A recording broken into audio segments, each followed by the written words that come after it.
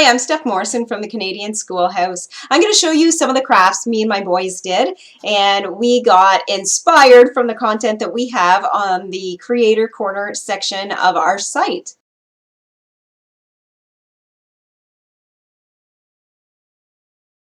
One of the things on the list was stress balls. Walks you through on how to do it, and it suggests using balloons, but I didn't have any balloons, and you're actually going to find a little bit of a theme here. I didn't have a lot of what was actually in the instructions. So instead of balloons, I just used these felt, I had lots of just bits of felt material that I have in our craft box, and I just sewed it together, then I turned it inside out and filled it up. Still use the funnel as the directions suggest, just using a funnel. You can put the balloon or whatever you happen to use to fill it up.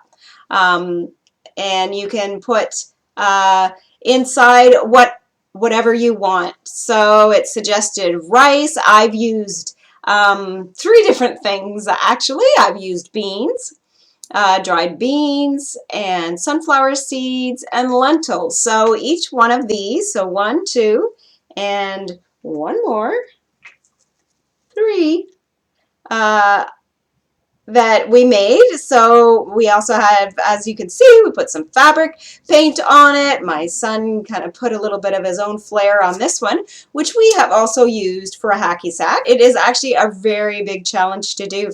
Go and check that out. Just put in hacky sack and see what kind of videos come up to show your kids how awesome they could be just kicking this ball around. Now, of course, there's all kinds of stuff. So you've got the activity of doing this, which brings out a nice creative flair. But there's really a lot you can do with these. They can be used in that traditional, just something in hands, so they can help your kids have something in their hands to fidget with. They can be used for, I'm not going to juggle here because they're just going to fall, but they can be used for juggling. So get a few of them. Really easy to make, super cheap because you can just use whatever you've got lying around to fill it up with. And pretty fun too.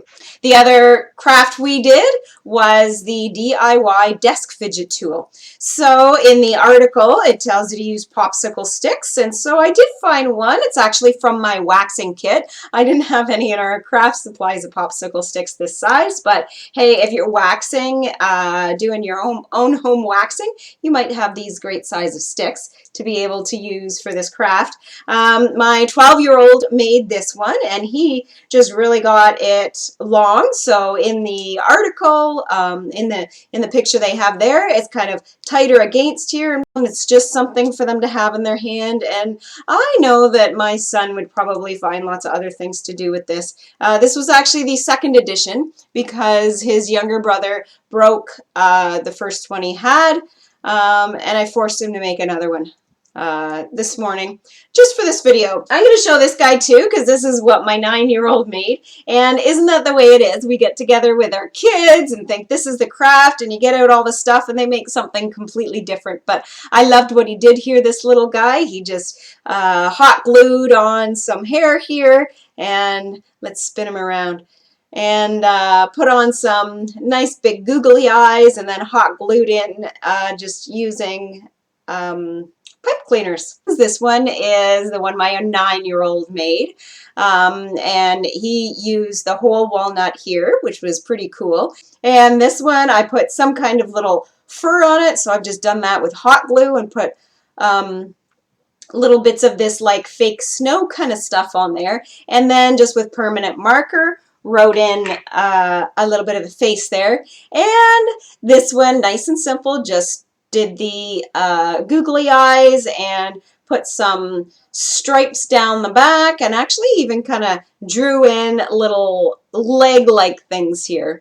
And you'll also notice that all of these first, I just did a paint all over. So I painted them all one color all over, let them dry, and then just did a little bit of detailing on them.